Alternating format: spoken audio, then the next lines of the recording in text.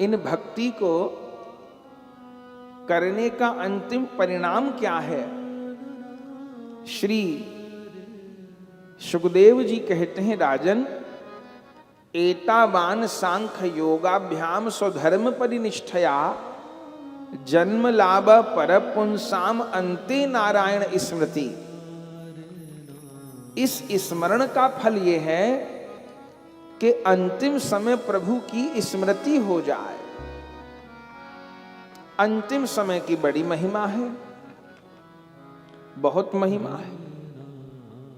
शास्त्रों में कितना कितना वर्णन है।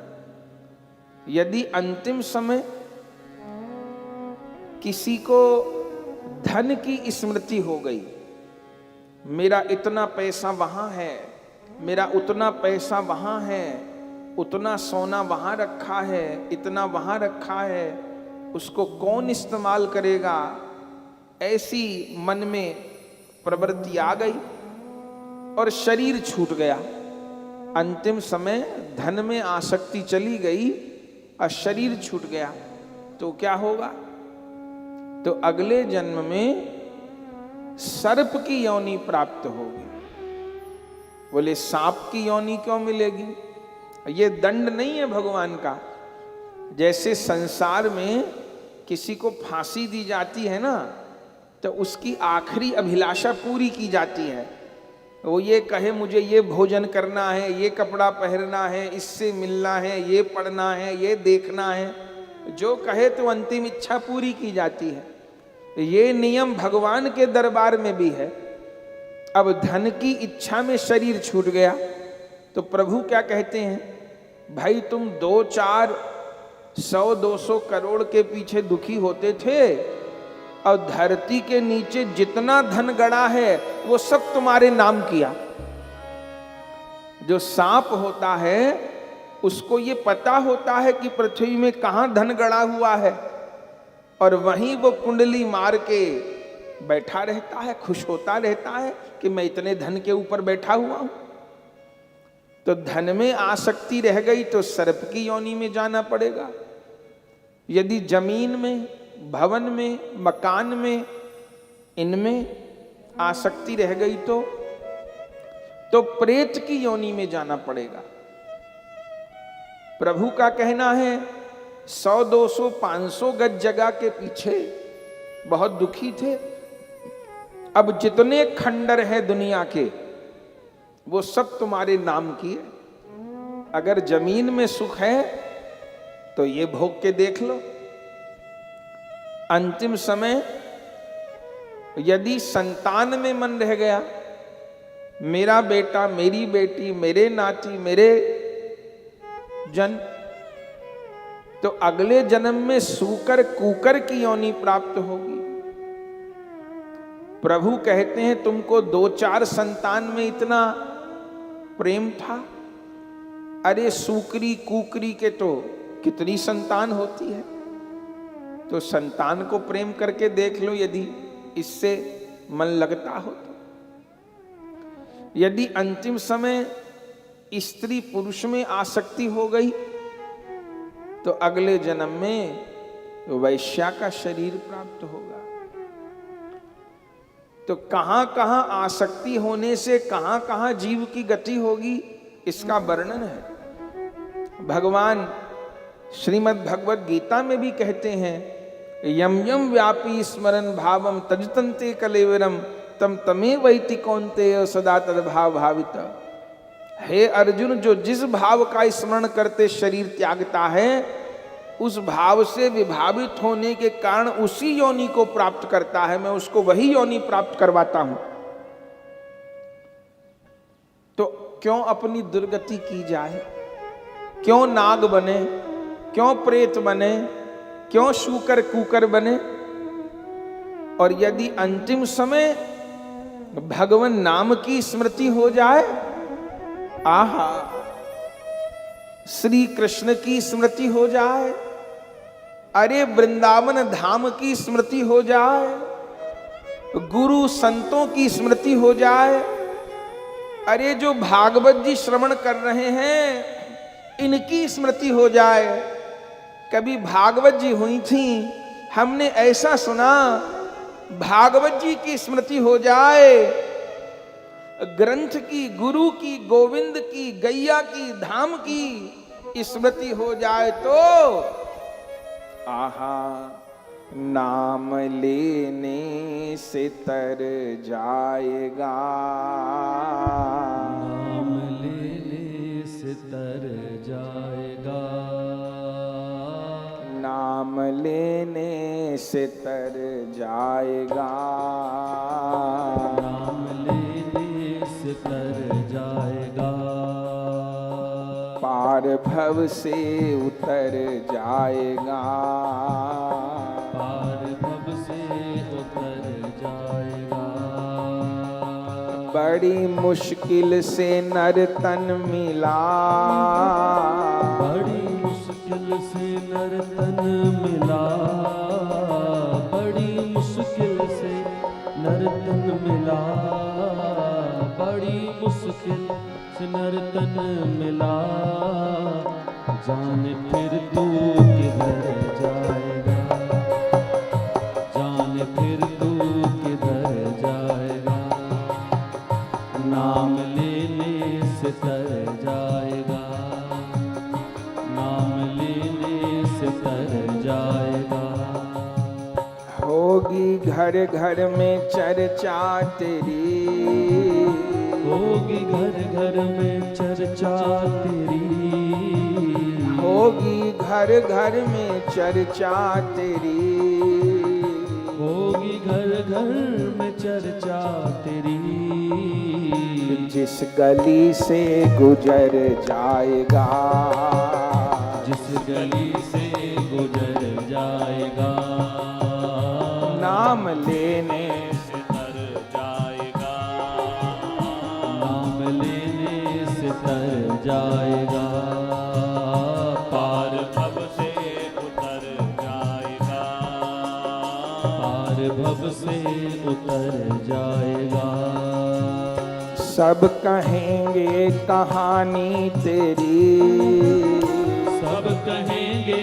कहानी तेरी, सब कहेंगे कहानी तेरी, सब कहेंगे कहानी तेरी, काम ऐसा जो कर जाएगा, काम ऐसा जो कर जाएगा, नाम लेने से तर जाएगा, नाम लेने से तर जाएगा, पार भव से उतर जाएगा, पार भव से उतर जाएगा, हरि के आगे तू झोली फैला, हरि के आगे तू झोली फैला, हरि के आगे तू झोली फैला, हरि के आगे तू झोली फैला,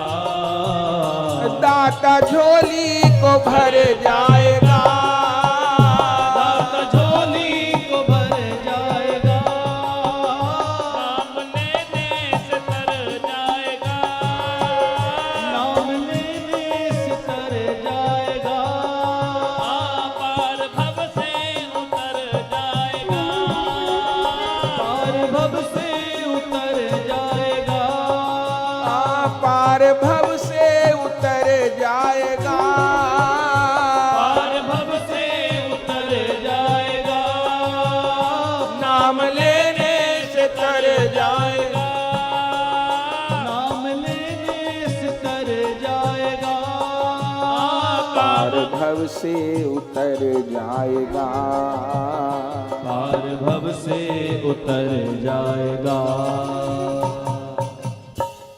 क्या कहना, तो अंते नारायण स्मृति, और ये अंते नारायण स्मृति से अर्थ केवल जीवन के अंत से ही अर्थ नहीं है, वो तो अर्थ है अंते नारायण स्मृति माने प्रत्येक दिवस के अंत में, प्रत्येक प्रहर के अंत में, प्रत्येक क्षण के अंत में, सब समय हे गुरुदेव, उस भक्ति का स्वरूप क्या है? तब श्री सुखदेव जी कहते हैं, अकामो सर्व कामो वा मोक्ष कामा उदारधी तीव्रेण भक्ति योगेन यजेत पुरुषम परम। उस भक्ति का स्वरूप ये है कि तीव्र भक्ति योग के द्वारा उन परम पुरुष में मन को स्थिर कर लिया जाए। तीव्रेन भक्ति योगेन यजेत पुरुषम परम, अथवा तीव्र भक्ति योगेन मनोमयर्पितम स्थिरम, मन को स्थिर कर लिया जाए। तो कीर्तन भक्ति, श्रवण भक्ति, स्मरण भक्ति का उपदेश दिया और फिर सृष्टि रचना से कथा प्रसंग को कहना आरंभ किया। पहले ये सब सत्संग सुखदेव जी ने दिया है और फिर कैसे भगवान ने संकल्प किया मैं एक से अनेक हो जाऊं, और उस समय प्रभु की नाभि से कमल उत्पन्न हुआ। उस कमल से ब्रह्मा जी प्रकट हुए। भगवान ब्रह्मा जी को चतुश्लोकी भागवत जी का उपदेश दिए और श्री ब्रह्मा जी से फिर आगे सृष्टि रचना हुई। ब्रह्मा जी ने भगवान को प्रार्थना की, प्रभु अभी तो मेरे द्वारा सृष्टि हो रही है, सनकादिक भगवान फिर 10 ऋषि लोग प्रकट हुए, कुछ ऐसा करिए कि अपने आप मैथुनी सृष्टि के द्वारा जीवों की उत्पत्ति हो। तब उस समय भगवान कृपा किए और ब्रह्मा जी के शरीर से इस दुनिया के पहले स्त्री पुरुष के जोड़े का जन्म हुआ। ब्रह्मा जी के बाएं अंग से एक स्त्री उत्पन्न हुई जिनका नाम हुआ शतरूपा, और ब्रह्मा जी के दाहिने अंग से प्रथम पुरुष प्रकट हुए जिसका नाम हुआ मनु। ये दुनिया का पहला स्त्री पुरुष का जोड़ा है। हम सबको मनुष्य क्यों कहते हैं? हम सबको मानव क्यों कहते हैं? हम सबको मनुज क्यों कहते हैं? क्योंकि हम सब मनु जी की संतान है। सबके ग्रैंडफादर मनु जी हैं और सबकी ग्रैंड मदर शतरूपा जी हैं। हम सब उन्हीं की संतान हैं। स्वयंभू मनु अरु शतरूपा, जिनते भय नर सृष्टि अनूपा। मनु शतरूपा जी का विवाह हुआ और इनके यहां 5 संतान का जन्म हुआ, जिनमें 3 कन्या और 2 पुत्र, आकुति, देवहूति और प्रसूति। ये 3 कन्या और उत्तानपाद और प्रियव्रत 2 पुत्र, जिनमें जो बड़े पुत्र उत्तानपाद हैं, इन्हीं के यहां ध्रुव जी का जन्म हुआ था, जिन ध्रुव जी ने 5 वर्ष की आयु में भजन करके प्रभु को प्राप्त किया था। दूसरे पुत्र प्रियव्रत, इन्हीं के वंश में आग्निध्र, फिर नाभि और फिर राज ऋषि भरत जी का जन्म हुआ था। हमारे देश को भारत क्यों कहते हैं? मुगलों ने बहुत हानि पहुंचाई, कितने स्थानों के नाम बदल दिए, लेकिन अपने देश का नाम नहीं बदल पाए। हमारे देश का नाम है भारत। क्यों? हमारे राष्ट्र में 3 महान भरत हुए, उन्हीं भरत के नाम पे तो देश का नाम भारत हुआ। कौन कौन? पहले ऋषभदेव नंदन भरत, जो कि ज्ञान की पराकाष्ठा पर पहुंचे। दूसरे ऋषभ श्री दुष्यंत शकुंतला नंदन भरत, जो कि पराक्रम की पराकाष्ठा पर पहुंचे। और तीसरे दशरथ नंदन भरत, जो प्रेम की पराकाष्ठा पर पहुंचे। इन्हीं महापुरुषों के नाम से हमारे देश का नाम भारत है। भारत शब्द का अर्थ क्या है? भा का अर्थ होता है प्रकाश। भा उपसर्ग लगने पर प्रकाशवाचक शब्द बनते हैं। प्रभा, आभा, विभा। भा उपसर्ग लगने पर प्रकाशवाचक शब्द बनते हैं। भा माने प्रकाश। भारत माने जिस राष्ट्र के लोग प्रकाश में जीते हैं। प्रकाश कौन चीज का? एक तो ये सूर्य का प्रकाश है, ये तो है ही, लेकिन ये प्रकाश तो संध्या के बाद नहीं रहता, रात भी होती है, फिर सवेरा होता है। लेकिन ऐसा कौन सा प्रकाश है जो 24 घंटे रहता है? उस प्रकाश का नाम है ज्ञान का प्रकाश। तो भारतवर्ष किसको कहते हैं?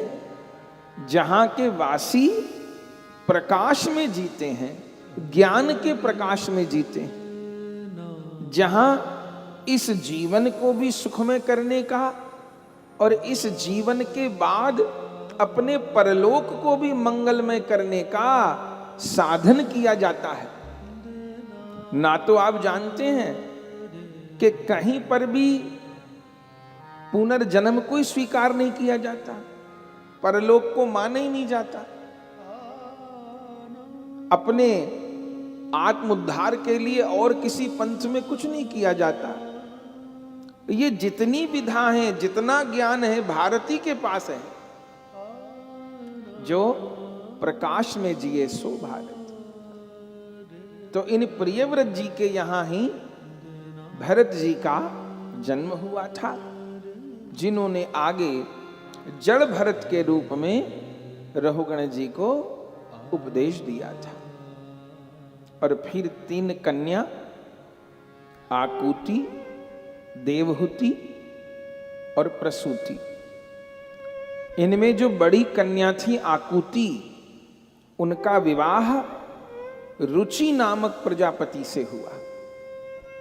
इनके यहां यज्ञ भगवान का पुत्र रूप में जन्म हुआ, जिनका दक्षिणा देवी से विवाह हुआ। फिर छोटी कन्या प्रसूति, इनका विवाह दक्ष प्रजापति से हुआ। इनके यहां 16 कन्याओं का जन्म हुआ, जिनमें 13 कन्या धर्म को ब्याही गईं। 14वीं कन्या स्वाहा अग्निदेव को, 15वीं कन्या स्वधा पितरों को, और 16वीं कन्या सती शंकर जी को ब्याही गई। और मझली कन्या देवहूति। इनसे इनके पिता ने पूछा, बेटी तुम कैसे वर का वर्ण करोगी? देवहूति जी ने अपने पिता को कहा, हे पिताजी, मुझे भले धनवान पति न मिले, रूपवान न मिले, बलवान न मिले, तो तुमको कैसा पति चाहिए? मुझे भक्तिवान पति चाहिए, मुझे संत पति चाहिए। कोई संत यदि गृहस्थ आश्रम में प्रवेश करना चाहते हो तो मैं ऐसे पति का वर्ण करना चाहूं। मनु जी ने कहा, बेटी तो ठीक है, हम तुम्हारे लिए किसी संत को खोजेंगे। और उस समय श्री मनु जी महाराज ने प्रयास किया। कौन मिले? करदम जी महाराज। ये करदम जी महाराज कौन है? इनका जन्म ब्रह्मा जी की छाया से हुआ। ब्रह्मा जी को प्रथम 10 पुत्रों का जन्म हुआ था, उनमें एक करदम जी भी है। और ये करदम जी सरस्वती के तट पर तप कर रहे थे प्रभु के लिए।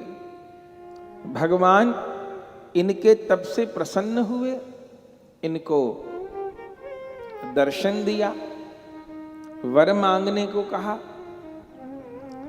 तब इन्होंने प्रभु से उनकी भक्ति मांगी। इनकी निष्कामता को देख करके भगवान की आंखों में प्रेमाश्रु आ गए और वो प्रेम के बिंदु जिस सरोवर में गिरे वह बिंदु सरोवर कहलाया। भगवान ने कहा, करदम जी आप विवाह कर लो। करदम जी ने कहा, प्रभु विवाह कर ले? बोले हाँ। बोले हम तो चाहते हैं विरक्त हो के आपका भजन करें। बोले नहीं, आप विवाह करो। आप विवाह करोगे तो आपके यहां हम पुत्र बन के आएंगे।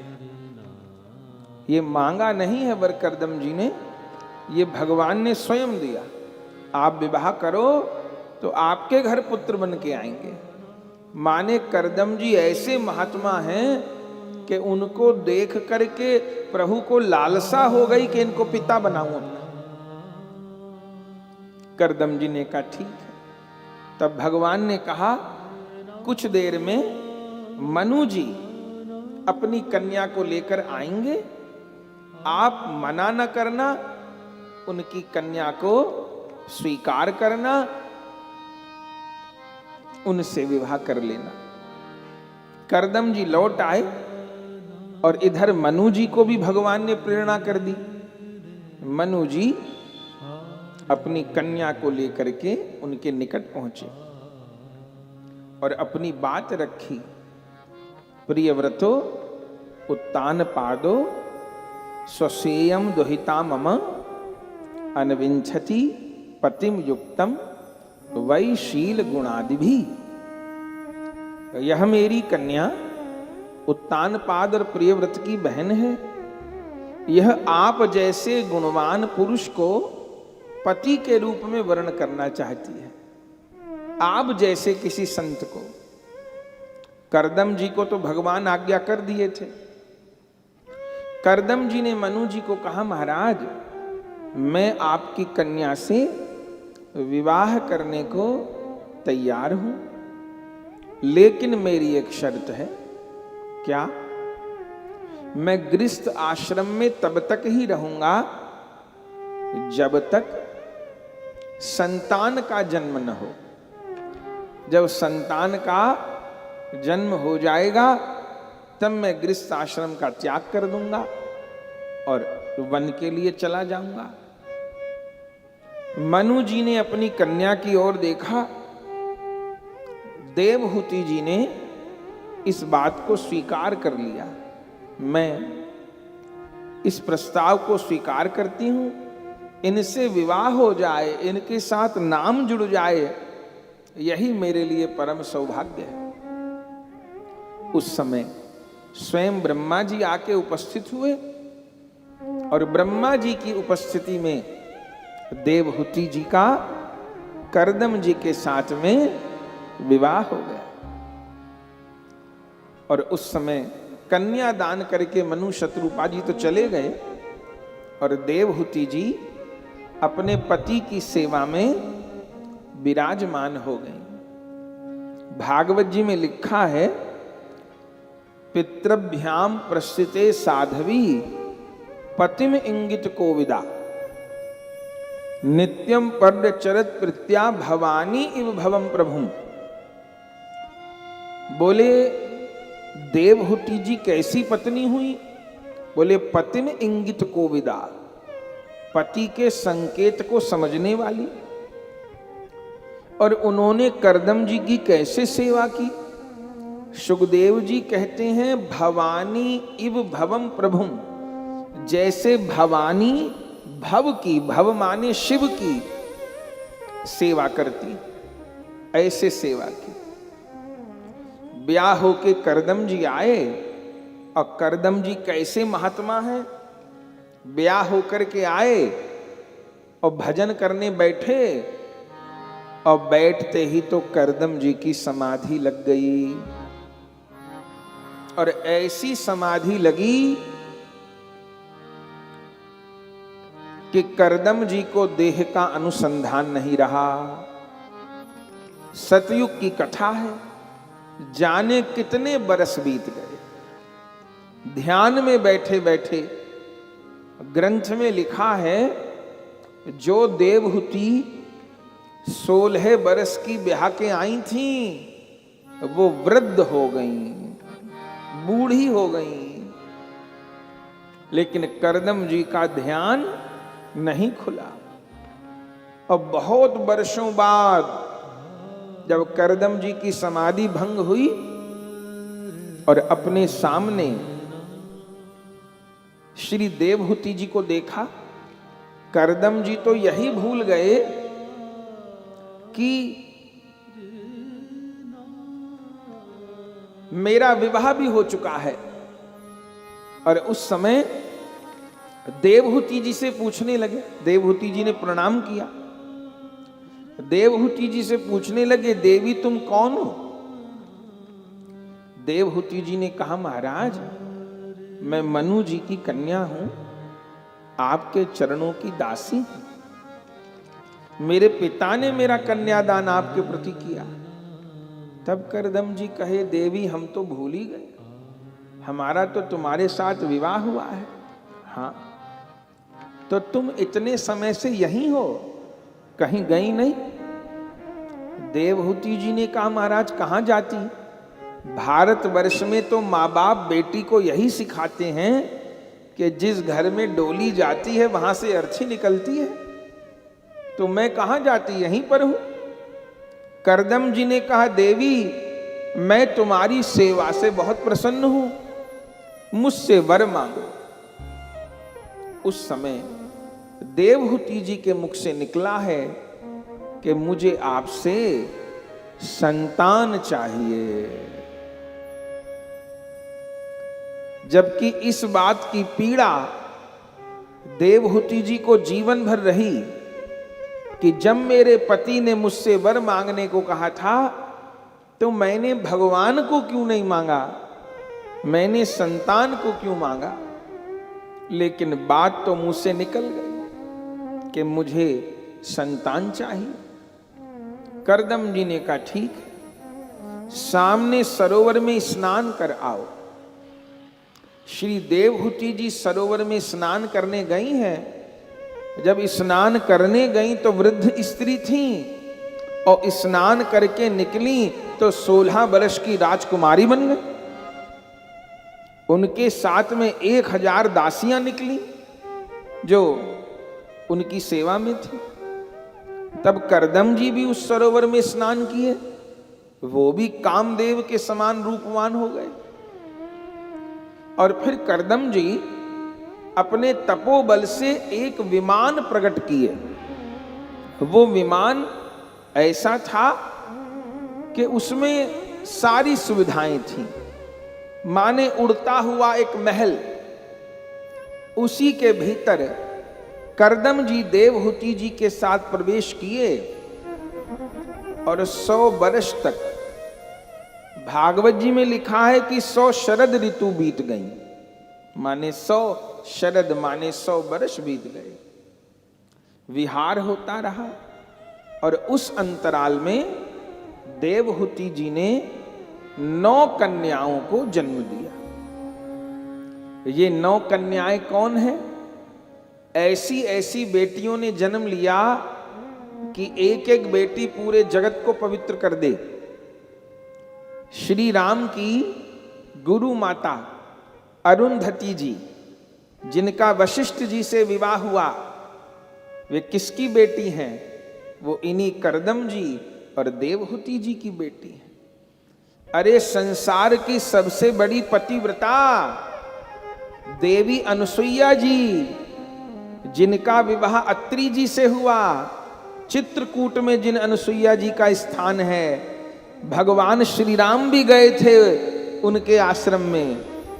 वो देवी अनुसुईया जिन्होंने ब्रह्मा विष्णु महेश को दूध पीता बालक बना लिया था, वो अनुसुईया जी किनकी बेटी हैं? करदम जी और देवहूति जी की। तो ऐसी ऐसी 9 कन्याओं का जन्म हुआ। अब बेटियों का जन्म हो गया, विमान को लौटा लाए करदम जी और क्या बोले देवहूति जी से, देवी अब मैं चला। मैंने तो कहा था गृहस्थ में तभी तक रहूंगा जब तक संतान का जन्म न हो, अब मैं चला। देवहूति जी रोने लगी, प्रभु इन 9 कन्याओं का मैं विवाह कैसे करूंगी, इनका पालन कैसे करूंगी? मुझे अपना वचन याद है, मैं आपको रोकूंगी नहीं, लेकिन इन बेटियों का कन्यादान तो करके जाना। मैं कहां पर ढूंढूंगी इन बेटियों के लिए? तब करदम जी रुक गए। उनको एक बात और ध्यान आई कि भगवान ने कहा मैं पुत्र बन के आऊंगा, तो अभी प्रभु आए नहीं। तो करदम जी रुक गए। धीरे धीरे 9 कन्याएं बड़ी हुई हैं। देवहूति जी करदम जी को कहती थी, महाराज इनके लिए वर देखिए। करदम जी ने कहा, देवी मैंने भगवान की आज्ञा से ही विवाह किया है, अब योग क्षेम का वहन वही करेंगे, चिंता न कर। एक दिन ब्रह्मा जी आए 9 ऋषियों को लेके, और 9 की 9 बेटियों का एक ही दिन विवाह हो गया। 9 की 9 कन्याएं 9 ऋषियों को ब्याह दी गई।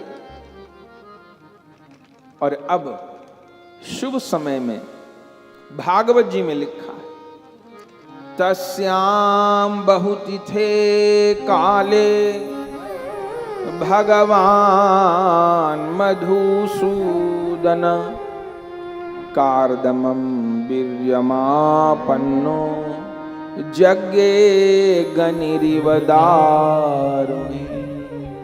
बहुत समय बीतने पर श्री देवहूति जी ने गर्भ धारण किया, और इस बार करदम जी के कार्दमं वीर्यमापन्नो यज्ञे गनिरिव दारुणी, भगवान ही देवहूति जी के भीतर आकर के विराजमान हुए हैं। और जैसे लकड़ी से अग्नि प्रकट होती है, ऐसे शुभ समय में श्री देवहूति मैया से कौन प्रकट हो रहे हैं? कहिए, श्री कपिल देव भगवान की जय हो, करदम जी महाराज की जय हो, देवहूति मैया की जय हो। श्री कपिल भगवान प्रकट हुए, देवताओं ने फूल बरसाए, उत्सव मनाया। जय देवहूति करदम नंदन जय कपिल देव नारायण जय देवहूति करदम नंदन जय कपिल देव नारायण। जय देवहूति करदम नंदन जय कपिल देव नारायण। जय देवहूति करदम नंदन जय कपिल देव नारायण। जय कपिल देव नारायण जय कपिल देव नारायण। जय कपिल देव नारायण जय नारायण। जय अद्भुत ज्ञान प्रदायन, जय कपिल देव नारायण। जय अद्भुत ज्ञान प्रदायन, जय कपिल देव नारायण। जय देवहूति कर दम नंदन, जय कपिल देव नारायण। जय देवहूति कर दम नंदन, जय कपिल देव नारायण। जय देवहूति कर दम नंदन, जय कपिल देव नारायण। जय देवहूति कर दम नंदन, जय कपिल देव नारायण। जय अगतिन के गतिदायन, जय दिन के गतिदायन, जय अगतिन के गतिदायन। जय दिन के गतिदायन। जय प्रेमा भक्ति परायन, जय प्रेमा भक्ति परायण। जय प्रेमा भक्ति परायन। जय प्रेमा भक्ति परायण। जय देवहूति कर दम नंदन, जय कपिल देव नारायण। जय देवहूति कर दम नंदन, जय कपिल देव नारायण। जय देवहूति कर दम नंदन, जय कपिल देव नारायण। जय देवहूति कर दम नंदन, जय कपिल देव नारायण। जय अद्भुत ध्यान परायन, जय अद्भुत ध्यान परायण। जय भक्ति योग बतायन। जय भक्ति योग बतायन। करूं गौरदास पगवंदन, करूं गौरदास पगवंदन। जय देवहूति कर दम नंदन, जय कपिल देव नारायण। जय देवहूति कर दम नंदन, जय कपिल देव नारायण। जय कपिल देव नारायण। कपिल देव नारायण। जय कपिल देव नारायण। जय कपिल देव नारायण। जय देवहूति कर दम नंदन, जय कपिल देव नारायण। जय कपिल देव नारायण। जय कपिल देव नारायण। आनंद हो गया। श्री कपिल भगवान प्रकट हुए, देवताओं ने उत्सव मनाया, बहुत सुंदर रूप में लालन पालन हुआ।